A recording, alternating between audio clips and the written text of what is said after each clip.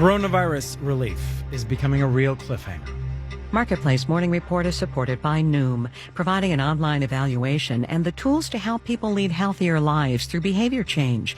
More information at Noom, Noom.com. And by McDermott Will and Emery. CMS finalized new exceptions for value-based care arrangements. Learn what this means for your healthcare organization at mwe.com/sprintready. From Marketplace, I'm Sabri Benishore in for David Brancaccio. So just to catch us all up here, for months there was no coronavirus relief. Then Congress finally passed a bill this week. Most people assumed the president would sign it, and instead he has denounced it, saying the $600 stimulus checks were ridiculously low and that the number should be upped to $2,000. The House will be in session today. Will Congress change the bill? Will the president veto it? Marketplace's Nancy Marshall-Genzer has the latest. House Speaker Nancy Pelosi has announced that Democrats will try to pass a bill today increasing the checks from $600 per person to $2,000, a number they'd been pushing for, which President Trump now supports.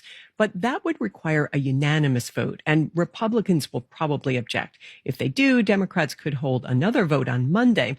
The House and Senate could also be voting on another stopgap funding bill. If they don't, the government runs out of money and shuts down on Monday. Meanwhile, unemployment benefits for millions of Americans are set to expire on Saturday. Without an extension in the COVID relief bill, Congress and the president are continuing to argue over. I'm Nancy Marshall-Genzer for Marketplace. Normally, this time of year, we see hundreds of thousands of jobs appear out of thin air for a few months. These are temp jobs, clothing stores hiring to deal with swarms of holiday shoppers, bars, restaurants, hotels hiring too. It is like a holiday present to the economy. It increases employment and puts money in people's pockets. All of that this year has, of course, been blunted thanks to COVID-19. Marketplace's Mitchell Hartman has more. Stores and malls hired around 700,000 temporary seasonal workers in the fall of 2019. As of the end of November this year, gains in temp jobs were running way behind that pace. Retail hiring fell 12.5%, fairly significant drop-off. Andy Challenger at outplacement firm Challenger Gray and Christmas says there is more e-commerce hiring. A big boom in the transportation and warehousing sectors, up about 137%. But he says that still only makes up about half the seasonal jobs missing from brick-and-mortar retailers. There's a slowdown for app-based gig workers, too. Last year, Joe Fifield drove for Uber and Lyft in Minneapolis to supplement his income. This year, he's delivering for DoorDash, and he says it's not as easy to make money. You spend a lot more time driving with an empty car. He says he's making about 20% less than last year. I'm Mitchell Hartman for Marketplace. Let's do the numbers. The FTSE in London is up about 0.1%. Dow, S&P, and NASDAQ futures are up in the 1 to 0.2% range, with the Dow future up 42 points. 10-year Treasury yield is at 0.942%. And China's market regulator is launching an anti-monopoly investigation of e-commerce giant Alibaba Group. That company's stock is down 3% in pre-market trading.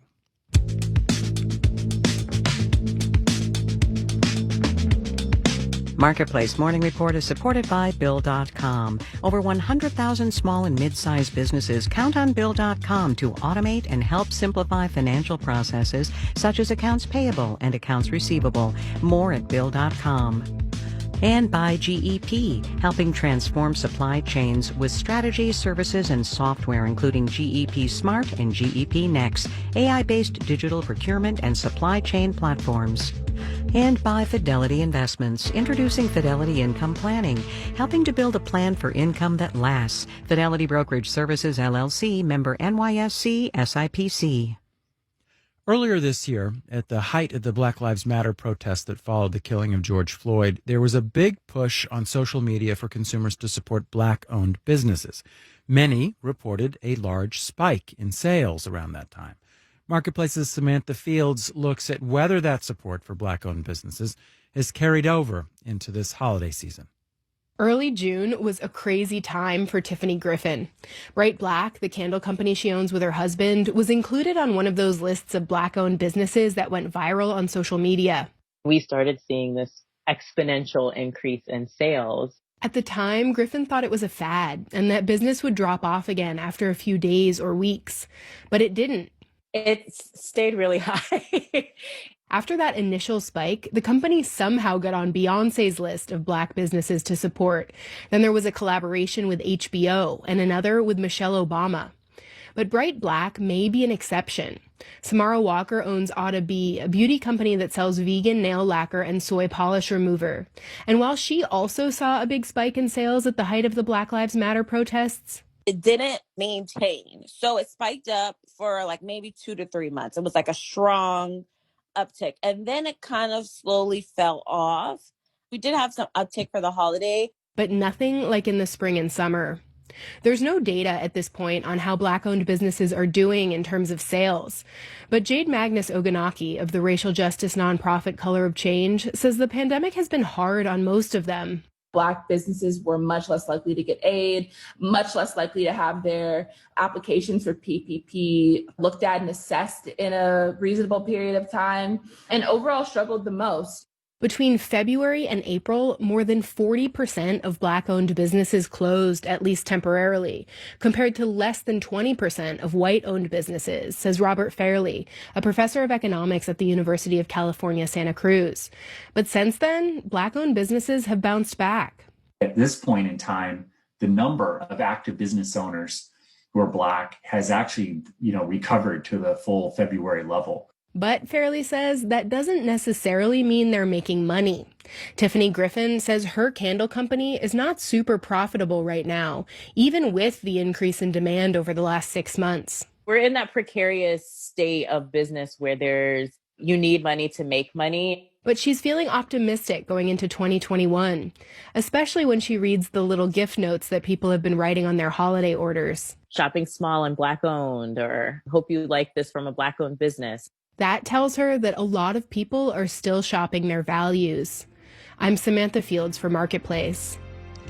And I'm Sabri Ben-Achour with the Marketplace Morning Report.